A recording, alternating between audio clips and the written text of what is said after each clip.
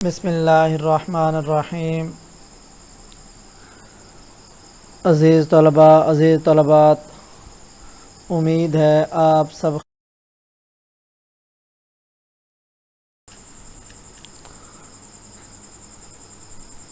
عزیز طلباء، آج ہمارا لیکچر لیکچر گرامر کا لیکچر نمبر 22، اس میں ہم مرکب تام کے اقسام کے متعلق پڑھیں گے۔ اس سے پہلے ایک شعر آپ کی نظر کرنا چاہوں گا۔ سب کہاں کچھ لالا و گل میں نمایاں ہو گئیں، سب کہاں کچھ لالا و گل میں نمایاں ہو گئیں، خاک میں کیا صورتیں ہوں گی کہ پنہاں ہو گئیں۔ عزیز طلباء، آج ہم مرکب تام کی اقسام جملہ انشائیہ، جملہ خبریہ، جملہ اسمیہ اور جملہ فعلیہ کے متعلق گفتگو کریں گے۔ اگر آپ نے ہمارے چینل معلم اردو کو لائک سبسکرائب نہیں کیا تو سب سے پہلے لائک اور سبسکرائب کریں تاکہ آپ کے پاس ہر آنے والی ویڈیو پہنچ سکے۔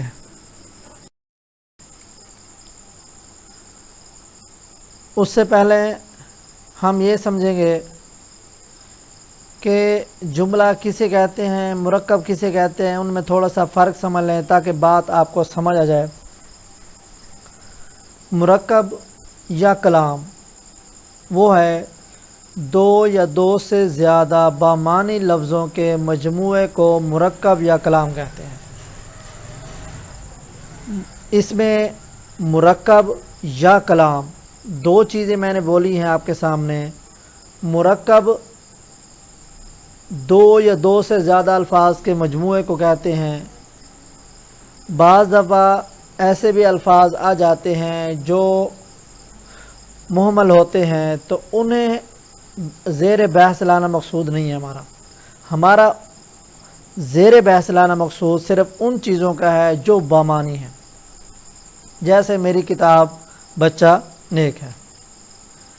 پھر مرکب تام کی جو اقسام ہیں اس کے اندر کون کون سی چیزیں آتی ہیں، مرکب تام کہتے کسے ہیں؟ مرکب تام کی تعریف دو یا دو سے زیادہ الفاظ کا ایسا مجموعہ جس سے کہنے والے کا مقصد پورا ہو جائے اور سننے والے کو بات سمجھ بھی آ جائے، اسے مرکب تام کہتے ہیں۔ جملہ مفید بھی کہتے ہیں، جیسے سعید آیا وہ بڑا سخی ہے۔ اب اس کے اندر دیکھیں ہم نے تین شرطیں لگائی ہیں۔ پہلی بات یہ تھی دو یا دو سے زیادہ الفاظ کا مجموعہ۔ اگر دو سے کم الفاظ کا مجموعہ ہے اسے ہم مرکب نہیں کہیں گے۔ دوسری بات کہ سننے والے کو بات سمجھ آ جائے،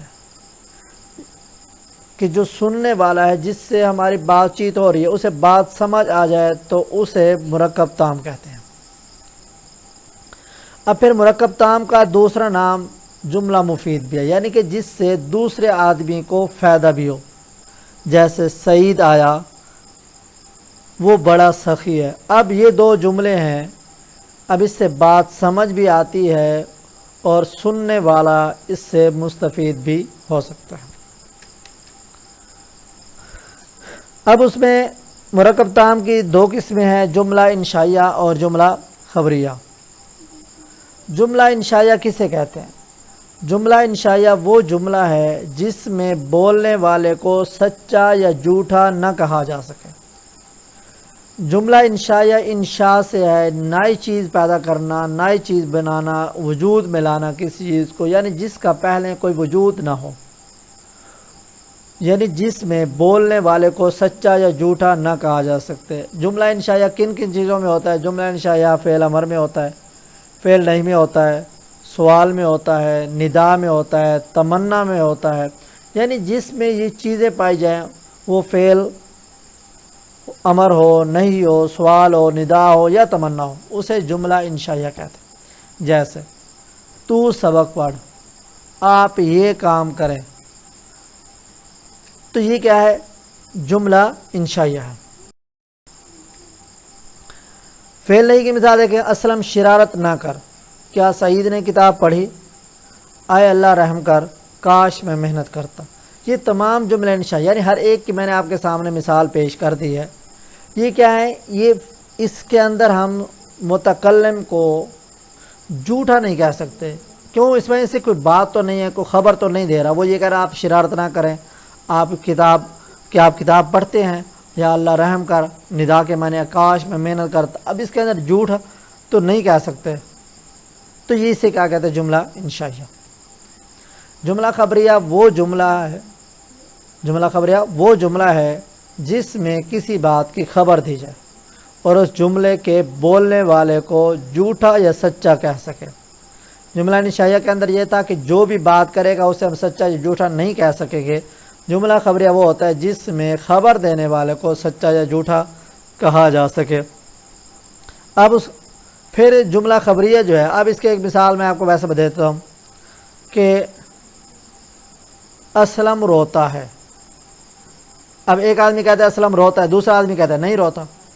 تو اب اس کے اندر دیکھیں کہ ایک آدمی ایک بات کی تائید کر رہا ہے, کہہ رہا ہے کہ یہ کام ایسے ہوا ہے, وہ کہتا ہے نہیں ہوا. تو اسے ہم کیا کہتے ہیں؟ اسے جملہ خبریہ کہتے ہیں. پھر جملہ خبریہ جو ہے پھر اس کی دو اقسام ہیں, جملہ اسمیہ اور جملہ فعلیہ. تو آج ہم جملہ اسمیہ کے بارے میں بات کریں گے. یہ اگلا ساتھ اس کے جو لیکچر دوسرا ہمارا اس کا دوسرا حصہ ہوگا وہ جملہ فعلیہ اور اس کی ترکیب کے متعلق ہوگا.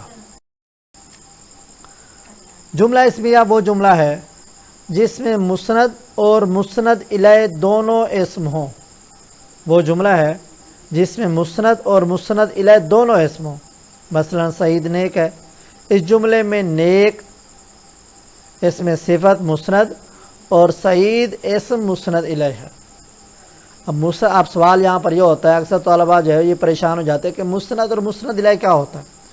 تو میں اس کی تعریف بھی آپ کو ساتھ بتا دیتا ہوں. مسند جس کی نسبت کی جائے یا جسے ثابت کیا جائے.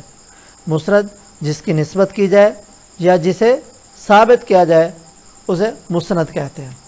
اور مسند الیہ جس کی طرف نسبت کی جائے یا جس میں کسی شخص یا چیز کے متعلق ثابت کیا گیا ہو. یعنی کوئی بات ہو جو کسی شخص یا چیز کے متعلق ثابت کر دی گئی ہو تو اسے مسند الیہ کہتے ہیں. اب اس کے اندر ہم ترکیب نحوی کرتے ہیں. ترکیب نحوی کیا ہوتی ہے؟ ترکیب نحوی یہ ہوتی ہے کہ جملے کے اجزاء کو الگ الگ کرنا اور ان کے باہمی تعلق کو ظاہر کرنا ترکیب نحوی کہلاتا ہے. یعنی جملے کے جو اجزاء ہیں ان کو الگ الگ کر دینا اور ان کے باہمی تعلق کو ظاہر کرنا ترکیب نحوی کہلاتا ہے. جیسے شاعری کے اندر جو ہے تقطیع کرتے ہیں, اسی طرح اردو کے اندر گرامر کے اندر بھی یہ ایک اہم حصہ ہوتا ہے ترکیب نحوی کا, جو خاص طور پر جو ہے وہ میٹرک کی کلاسز کے اندر جو ہے وہ زیادہ تر استعمال کی جاتی ہے. جملہ اسمیہ کے اجزاء کون کون سے ہیں؟ جملہ اسمیہ کے اجزاء میں اسم جسے مبتدا بھی کہتے ہیں اور مسند الیہ بھی کہتے ہیں, متعلق خبر, اور نمبر 3 خبر کو اسم بھی کہتے ہیں اور مسند بھی کہتے ہیں, اور اس کے بعد فعل ناقص ہے, اور بھی بہت ساری چیزیں جو ہے اس کے اندر جو ہے وہ آ جاتی ہیں. لیکن جو بنیادی چیزیں ہیں وہ یہ ہے کہ مبتدا بھی ہوتا ہے, خبر بھی اور فعل ناقص بھی, اور ساتھ ساتھ جو ہے متعلق خبر بھی جو ہے وہ زیادہ تر جو ہے وہ استعمال کیا جاتا ہے. اب ہر ایک کی آپ مثال دے کے آپ کو بات سمجھ آئے گی. سعید گھر میں موجود ہے, اس جملے میں سعید اسم یا مبتدا ہے اور گھر میں متعلق خبر ہے, موجود خبر ہے اور ہے جو ہے وہ فعل ناقص ہے. تو اس کے اندر جو ہے سعید گھر میں موجود ہے, مبتدا بھی ہے, خبر بھی ہے اور متعلق خبر بھی ہے اور فعل ناقص بھی اس کے اندر موجود ہے. اگلی مثال دیکھیں, زید بیمار ہے. زید مبتدا یا اسم یا مسند الیہ, بیمار خبر مسند اور ہے فعل ناقص ہے. فاروق شمیم کا بیٹا ہے, اس میں فاروق مبتدا یا اسم مسند الیہ اور شمیم مضاف الیہ کا علامت اضافت اس میں, بیٹا مضاف ہے فعل ناقص, تو مضاف الیہ اور مضاف مل کر خبر ہوئی تو لہذا جملہ اسمیہ ہوا. تو آپ ایسے کریں, آپ ان 2-4 مثالوں کو آگے دیکھیں اور ان کے اندر آپ سمجھیں کہ کون کون سی چیزیں اس کے اندر پائی جاتی ہیں. اور اگلا ہمارا اس کے ساتھ ہمارا دوسرا حصہ جو ہے وہ جملہ فعلیہ کے متعلق ہوگا. اس وقت تک ہمیں اجازت چاہیے. اللہ حافظ.